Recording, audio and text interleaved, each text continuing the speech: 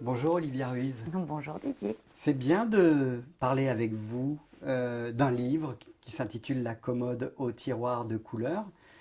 En fait, quand on écoute les gens parler avec vous de ce livre, ils disent que c'est votre premier livre. C'est pas tout à fait vrai. C'est votre deuxième livre. Le Mhm, premier s'intitulait L'oiseau piment, mhm. paru aux éditions textuelles, qui était une sorte de, oui, de livre comme ça qui faisait un état des lieux de votre parcours d'artiste, Mhm. auteur, interprète. Euh, Est-ce que pour vous, ça, c'est votre premier livre? Oh oui, ça c'est mon premier livre. Chez Textuel, L'Oiseau Piment, j'avais beaucoup de bonheur à écrire, mais c'était pas la même liberté. D'abord, c'était pas un roman, c'était un beau livre avec plein de photos et c'était vraiment une commande. Donc, les filles chez Textuel m'avaient commandé une nouvelle sur la tournée, une nouvelle sur la création, une nouvelle. Donc, c'était pas, je me suis pas vraiment abandonnée. Euh, pas autant que là où quelque part, il y a un moment, ce sont les personnages qui dictent aussi ce qu'ils vont devenir. C'était différent, mais j'en étais fière. Et en littérature jeunesse aussi, j'ai publié avec Benjamin Lacombe Swinging Christmas, qui était aussi une nouvelle qui traînait dans un petit tiroir et qu'on a adapté pour enfants. Alors, vous avez répondu oui, c'est mon premier livre. Qu'est-ce que c'est un premier livre, Olivia Ruiz? Pour vous? Beaucoup d'inconscience, ou en l'occurrence, en ce qui me concerne, c'était pas de l'inconscience de me jeter à l'eau, on m'a jeté à l'eau, avant même de m'en laisser le choix, puisque Olivia de Dieu le veut, mon amie devenue mon agente, a eu l'idée, en retrouvant la nouvelle du même nom, de me faire écrire un long format.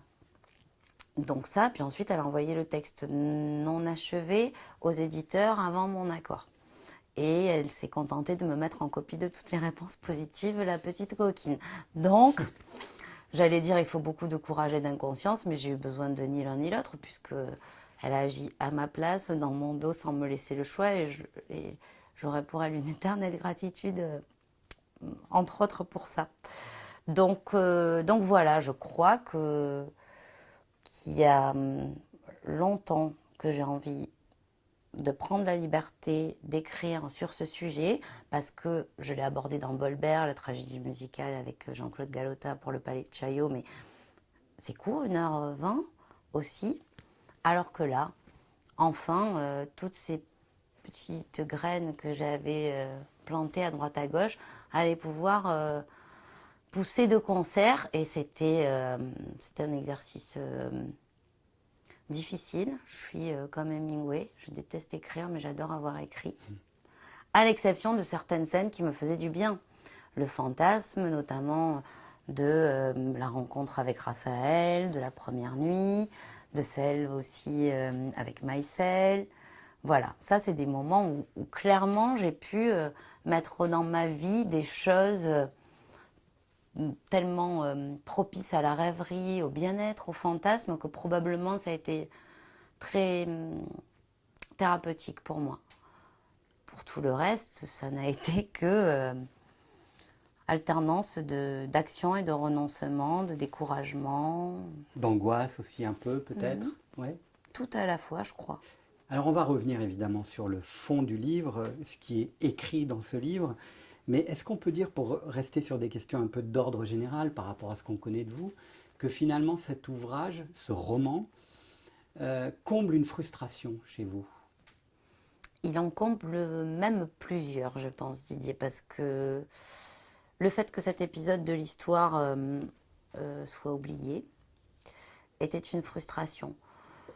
Le fait de subir le silence de trois de mes grands-parents sur cette histoire, alors que j'avais vraiment un grand besoin de réponse dû à tout ce que je sentais en moi d'encore vivant de leur voyage, était une frustration de plus. Euh, la frustration quand même des chansons. De toujours, moi souvent je pars avec un pavé et ensuite je réduis. Et plein de fois j'abandonne une idée et et voilà, je me dis tiens, j'ai pas le temps là de poser une tension, ou alors je la pose et je me rends compte que c'est moins digeste, donc je réduis. Donc c'est toujours un sacrifice d'écrire des chansons, toujours plein de petits sacrifices. Donc je pense oui, que ça répond à un bon gros lot de frustration. Et oui, parce que forcément, quand on écrit des chansons, on est dans une forme de réduction du propos. Et là, est-ce qu'on n'a pas peur, à l'inverse, de se faire dépasser par l'inspiration et d'être peut-être trop, je dirais même dépassé par son sujet, qui est un sujet en plus qui vous touche personnellement? On va y revenir aussi. Est-ce que ce passage finalement du sprint au marathon a été facile pour vous?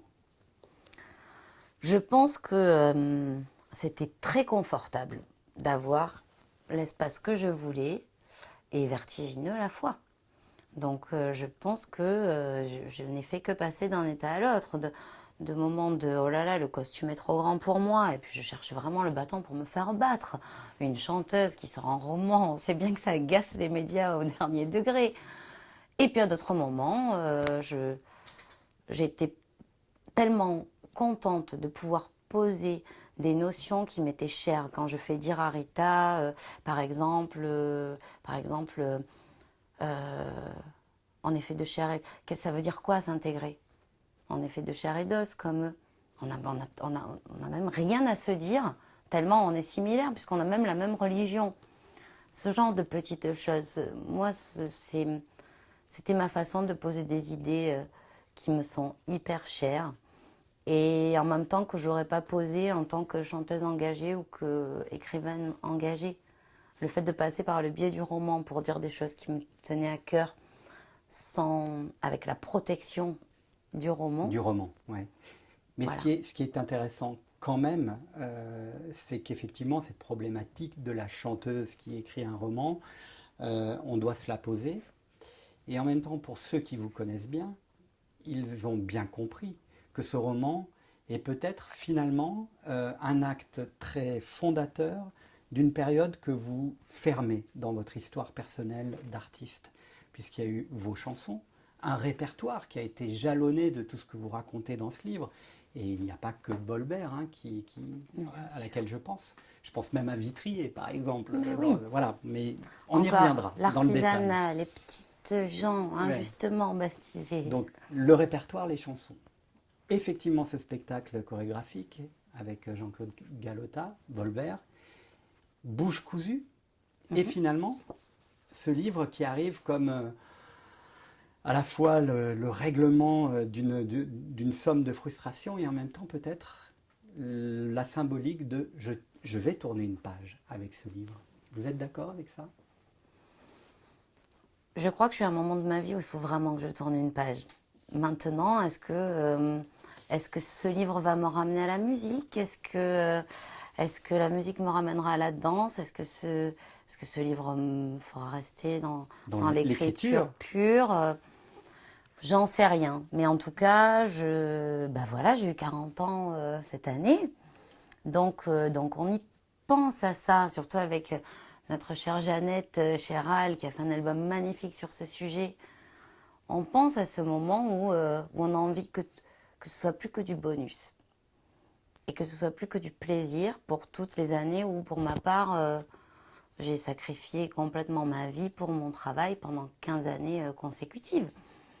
Donc c'est vrai que là, il y a ce truc, cette réalité d'avoir envie de passer à autre chose. Mais est-ce que passer à autre chose, c'est revenir aux sources? Peut-être. Je laisse le destin me faire des surprises. Il m'a fait plus de belles surprises que de mauvaises. Donc j'espère qu'il va recommencer à m'en faire plein de belles. Alors, venons-en au livre. J'espère que vous serez d'accord avec moi. Il y a plusieurs personnages, en fait, principaux dans ce livre. Il n'y a pas que cette personnalité fantasque et romanesque et courageuse qui est Rita. Il y a d'abord cette commode. Il y a comme personnage fondateur cette commode au tiroir de couleur. Il y a une femme, cette grand-mère qui est un peu toutes les femmes, l'abuela, Rita, qui est effectivement le ciment de ce récit. Il y a Raphaël aussi. Il y a André et il y a la langue. Voilà pour moi quels sont les personnages principaux de ce livre. Est-ce que vous êtes d'accord? Bien sûr. Et tous s'organisent autour de Rita. Raphaël est son refuge, sa langue est sa maison. André est une fondation, même si elle se sera perdue dans cet amour et qu'elle aura gâché probablement des années magnifiques de sa vie. J'aime à penser que Rita a eu des amants. Alors on va venir à chacun de ces personnages, Ouais. si vous voulez bien. Ce premier personnage, cette commode au tiroir de couleur, c'était important qu'il y ait finalement un objet qui puisse tisser la trame romanesque du livre, parce qu'il y a quelque chose à la fois du ressort dramatique avec cette commode, et il y a quelque chose aussi de l'ordre de l'enfance. Et de la curiosité. C'est vrai que la commode, on imagine aisément un petit enfant qui se penche, qui va fouiller dedans, dans un tiroir, même en soi. C'est un personnage à part entière. Je crois que si j'ai eu envie que ça passe par l'objet qu'est la commode et les objets qui sont à l'intérieur de la commode, c'est parce que je crois que ça facilite l'échange. Je pense que Rita, sans les objets, aurait eu moins accès à ses souvenirs pour entrer dans le récit qu'elle va faire à sa petite fille. Moi, je n'ai pas de religion et j'aime toucher des objets en imaginant qu'ils ont une mémoire qui me relie par exemple avec mes morts. Le vieil Opinel qui était dans le buffet de chez mon grand-père et où on était tellement fiers les petits-enfants quand on arrivait, on avait chacun notre petit Opinel, c'était sérieux quoi, on avait chacun notre Opinel à table. Voilà, il y a des choses sûrement qui ont alimenté dans ma vie personnelle et notamment voilà, ce tiroir, cet Opinel, cette espèce de fierté. Quand je le touche aujourd'hui, ce couteau, je touche un peu la main de mon grand-père. Certains le font en faisant une prière, probablement, ou je ne sais pas trop quoi. Voilà. Moi, l'objet est important. Je trouve que la sacralisation de l'objet est plutôt romanesque. Et d'ailleurs, elle me permet, moi, dans mon quotidien, de me reconnecter à mes morts ou à mes souvenirs perdus, oubliés. Voilà. C'est en ça que ce commode est un personnage à part entière, parce qu'effectivement, il a ce côté très ludique, et en même temps, il vous permet de charpenter aussi votre récit. C'est comme un immeuble, en fait, dans lequel on va rentrer. Il y a plusieurs habitants qui correspondent à plusieurs vies, à plusieurs étages. Il y a ça hein, aussi dans votre volonté d'amener le lecteur dans ce récit. Et d'ailleurs, vous avez justement dit comme un immeuble, l'immeuble et le lieu de vie de Raphaël, même le café, sont des commodes à part entière. Ouais, c'est ça. Moi, c'est ça que j'aime. J'aime les choses foisonnantes. J'aime le côté bordélique, plein de vie. J'aime que ça braille. J'aime que de sentir des odeurs de cuisine. Et du coup, c'est vrai que probablement que par goût, on se retrouve comme ça avec finalement plein de décors à tiroir. Et à chaque fois, on pourrait dire que dans chaque décor, chaque tiroir est rempli par un personnage, que ce soit le squat à Toulouse ou la communauté à Toulouse, pardon. J'avais mis squat, je crois, au début. Mes éditrices ont dit t'es sûr là ? Non, pardon. Alors, il y a aussi donc Rita. Vous avez l'habitude de dire que, en fait, ce personnage, qui évidemment est le ciment de ce livre, c'est un peu toutes les femmes. Il y a beaucoup de vous dans ce personnage. Il y a beaucoup de ce que vous êtes. Il y a beaucoup aussi de ce que vous aimeriez être. Il y a beaucoup aussi de ce que parfois, vous reprochez vous-même. Absolument. Et ça, c'est vrai que ça m'est apparu que très récemment. C'est dingue, hein. C'est quand même fou, quoi. En le relisant juste après parution. Vous l'avez relu ? Oui, Pourquoi ? Parce que j'y arrivais plus depuis la fin des corrections.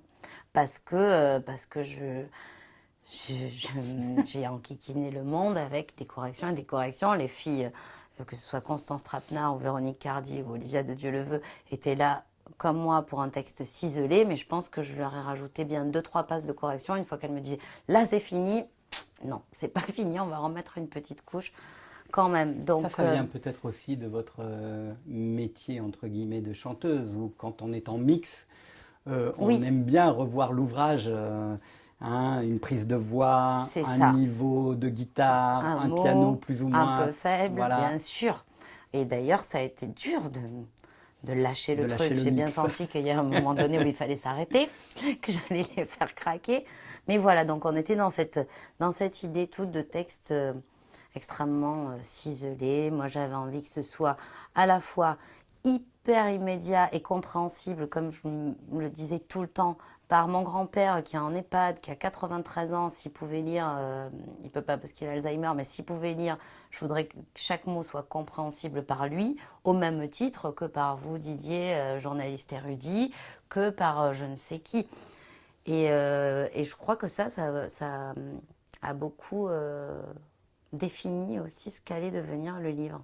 Alors donc, ce miroir, qui est Rita pour vous, vous avez pris conscience en fait qu'au-delà de cette incarnation d'une multitude de personnages féminins, c'était vous démultiplié dans toutes ces extrémités en fait. Je crois que on est toutes les deux des, des- des utopistes pessimistes, Des guerrières.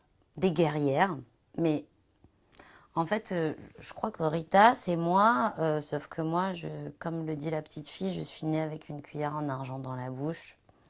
Façon de parler, hein. Je n'ai jamais eu besoin. J'ai toujours mangé à ma faim et j'ai toujours eu un toit au-dessus de la tête, en tout cas. Donc je crois qu'on se ressemble sur le côté guerrier, sauf que elle, sa lutte est réelle. La mienne de lutte n'est presque que celle de moi avec moi, ou de moi en tant que maman pour mon fils, Oui, ou vous en tant qu'héritière justement d'une histoire qui Mhm. est complexe et en quête de et liberté étouffée. aussi. Absolument. Finalement, elle reçoit tout ce que j'aurais rêvé de recevoir. Je le disais il n'y a pas longtemps à quelqu'un, je disais qu'est-ce que j'aurais aimé avoir la matière suffisante à faire un récit. Il était là, mon fantasme. Il n'était pas à faire un roman du tout. Il était à recueillir vraiment l'histoire telle qu'elle est.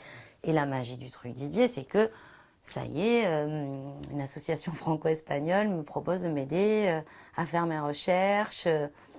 Donc finalement, c'est la fiction qui va m'amener peut-être à avoir les éléments nécessaires à faire un jour un récit. Rita, finalement, c'est une clé aussi qui vous amènera sur le dévoilement de cette histoire qui est la vôtre et qui est celle aussi de votre famille. Mhm. Alors, il y a un autre personnage, Raphaël. Lui, on a la sensation qu'il incarne finalement l'homme idéal. Est-ce que ça existe, l'homme idéal, à savoir, en gros, le mec charnel, qui sait faire l'amour comme personne, un animal, mais un animal aussi politique, perclus d'utopie et un peu jusqu'au boutiste. C'est ça l'homme idéal. Et celui qui disparaît aussi. Celui qui disparaît Hum, en ne laissant que les bons souvenirs. c'est exactement ce à quoi j'allais en venir. Est-ce qu'il est idéal simplement parce qu'il est l'âme sœur de Rita et que quelquefois, oui, certaines personnes trouvent non pas un idéal, mais leur idéal?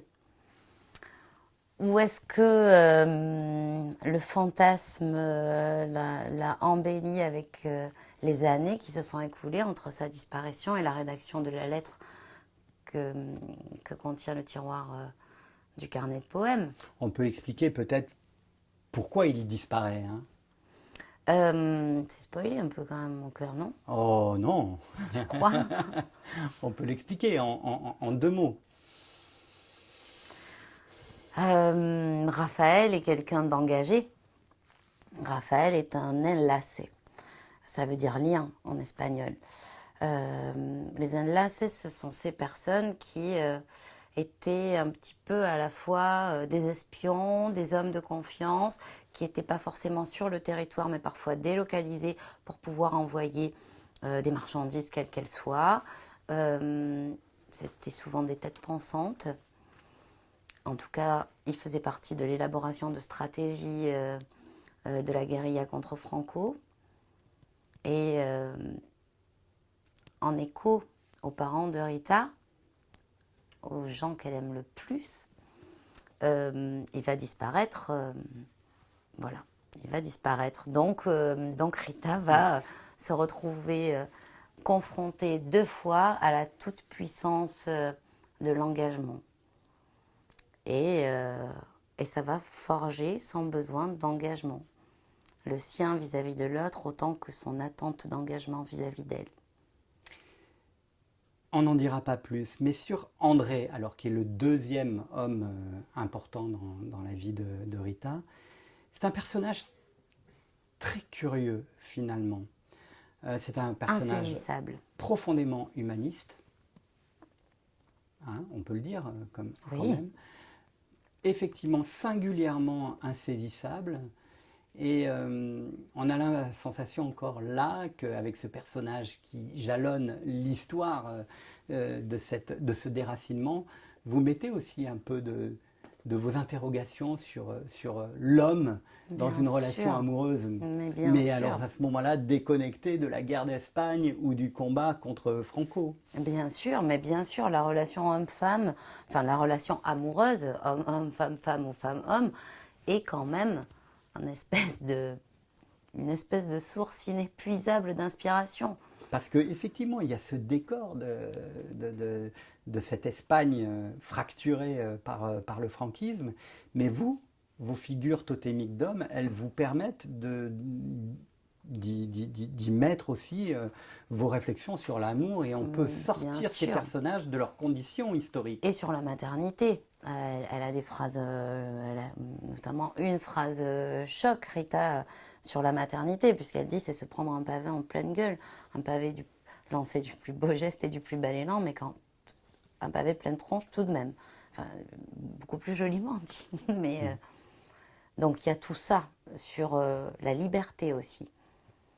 Je pense que entre les lignes, il est écrit que la liberté est un leurre, que la liberté commence par le renoncement. Donc elle perd tout son sens à partir du moment où elle décide d'essayer d'exister. Sur les besoins de la femme, les incompréhensions, que sa passion et que son engagement, encore une fois, peut donner comme chose effrayante ou insaisissable elle aussi. Vous posez la question en creux avec ce personnage de l'amour et du désir, de la relation finalement entre l'amour et le désir. Vous posez aussi en creux cette question très forte de la pérennité aussi de la relation amoureuse. Est-ce que pour qu'une histoire amoureuse s'inscrive dans la pérennité, il faut régler cette problématique du désir, puisque cet homme a un vrai souci avec le désir au sens premier du terme. Absolument.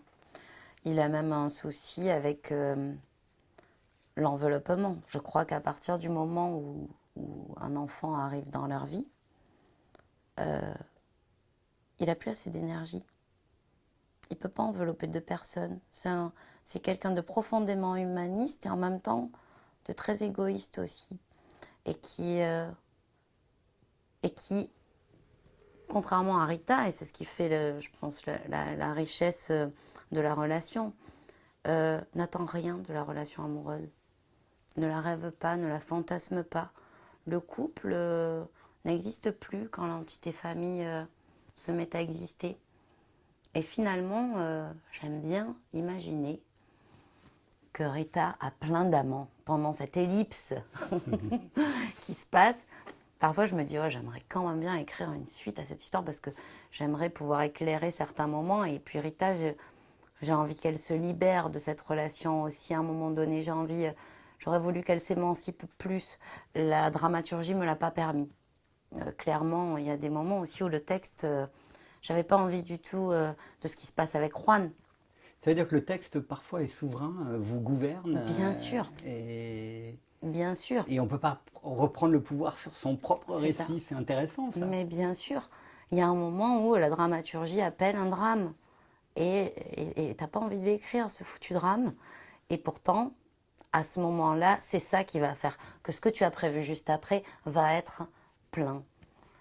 Et du coup, on pleure quelques jours sur son ordinateur jusqu'à le faire bugger, en écrivant tout ce qu'on n'a pas envie d'écrire, en se disant qu'est-ce qui me fait le plus peur à moi, qu'est-ce qui serait le plus terrible pour moi, de quoi je ne pourrais pas me relever, au point que quand je vais m'en relever, ça va être énorme.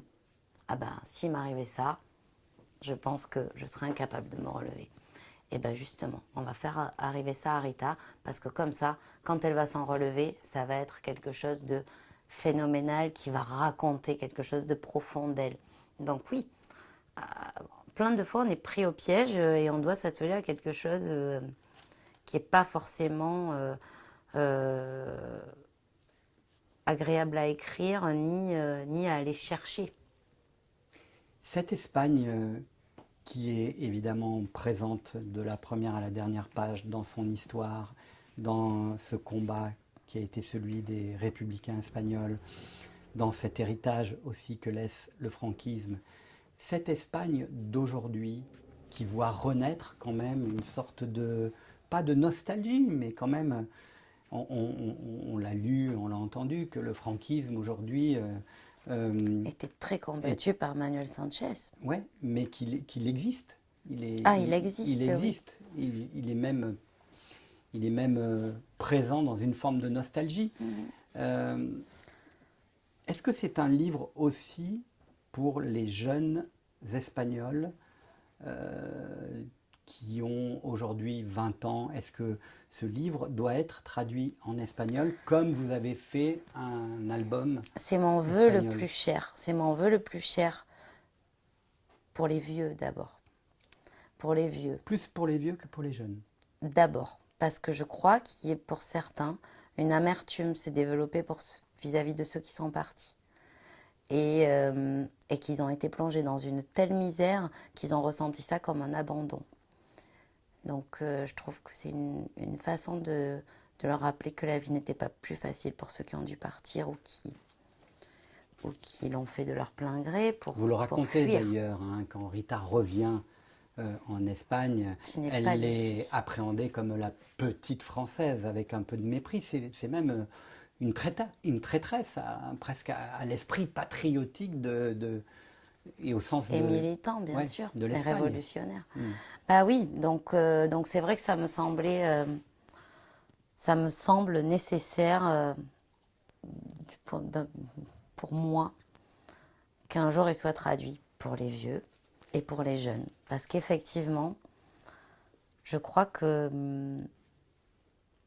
peu de gens encore osent raconter. Il y a un film qu'il faut absolument voir qui s'appelle Le silence des autres et auquel je fais une petite référence quand je raconte que les Espagnols, les républicains, à la fin de la guerre, sont tous les jours confrontés, et ce pendant combien, 60 ans, je sais pas, plus comme 50 ans, à leur bourreau.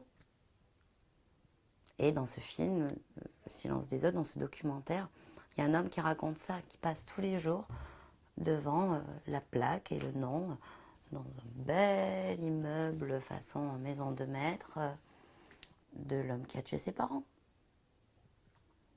Et ça, cet homme le raconte en 2015. C'est une folie que ce genre de choses existe encore. C'est d'une immense injustice. L'amnistie dont je parle aussi. Oui. Ça, Et d'ailleurs, l'image de Franco n'a pas été salie parce que ce dont je parle aussi, il avait un don pour la rétention d'informations. Et tout d'un coup, Mussolini et Hitler deviennent des diables vivants à un moment donné de l'histoire. Et Franco, bah non, il est en place, il bouge pas. Et un pays entier a tellement souffert du traumatisme que la peur de se soulever pour un peuple aussi fier et aussi combatif, va les anesthésier pendant de longues années. La dernière question, Olivia, évidemment, c'est cette question autour du secret ou des secrets. Vous le dites, hein, les secrets, c'est fait pour être tu. Alors je le dis pas, hein, c'est un personnage C'est qui le le personnage dit. qui Oui. le dit. Le révéler, c'est rompre du même coup son existence. Moi, j'ai envie de savoir ce que vous pensez, vous. Est-ce que le secret, c'est fait pour être tu, ou est-ce qu'il y a des secrets qui sont faits pour être révélés et d'autres qui doivent absolument garder leurs conditions de secret jusqu'au bout? Alors moi, vous savez que je suis quelqu'un toujours de très mesuré. Donc non, moi je passe ma vie à dire qu'il faut assassiner les silences, les non-dits et les secrets. Je crois pas. Je crois qu'un secret est une gangrène. Et c'est pour ça que je lui fais dire l'inverse à Kali. Parce que justement, Kali, par qui est cette donc phrase, la fille de Rita, hein. parce que je pense que par cette phrase, elle met en valeur l'inverse et que c'était beaucoup plus fort de lui faire dire ça que de dire le silence est assassin, allons tous le crever. Donc non, moi je crois que le secret est une gangrène, le non-dit et le mensonge et le silence des cancers. Mais ça n'est que ma position à moi, d'être humain avec mon histoire, mon vécu, ma culture. Je respecte complètement la position de Kali, complètement, et je la conçois et je l'admets. Mais c'est pas du tout la mienne. Merci Olivia Ruiz. Merci Didier.